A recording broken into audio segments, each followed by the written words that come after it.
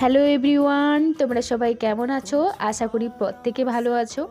এটা হচ্ছে জুনের 3 তারিখের বিকেলবেলার ব্লগ, মানে বুধবারের।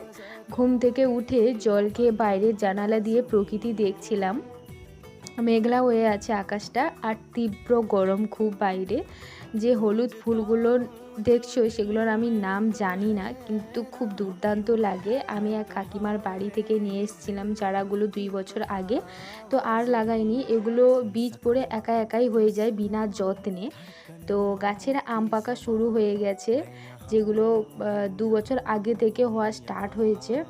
এটাকে নিয়ে 3 বছর পড়েছে যে আমাদের বাড়িতে এই আমগুলো হচ্ছে।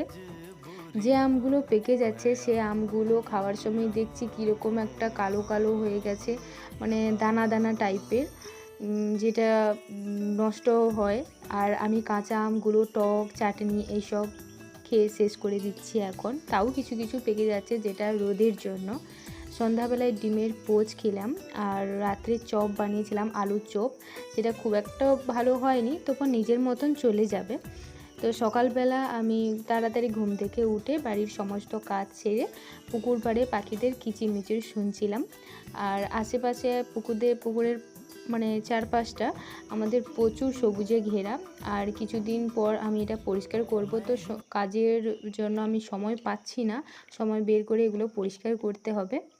তারপর সুপুরি গাছের তলায় গিয়ে সুপুরি কুড়িয়ে একটা নিয়ে এলাম। 2 মাস আগে যে সুপুরিগুলো বসিয়েছিলাম সেগুলোর গাছ ইতিমধ্যে বেরিয়ে গেছে। কিছু সবজি তুললাম উঠোন থেকে, যেগুলো আমি মাত্র কিছুদিন আগে লাগিয়েছিলাম, দারুণ লাগছে। তারপর জল খেয়ে রাত্রে আলুর চপ যে বানিয়েছিলাম সেগুলো দিয়ে মুড়ি খেলাম, আর আগের দিনের জামা কাপড়গুলো রোদে মেলে দিলাম। এটা হচ্ছে আজকের মিনি ব্লগ। দেখা হবে পরের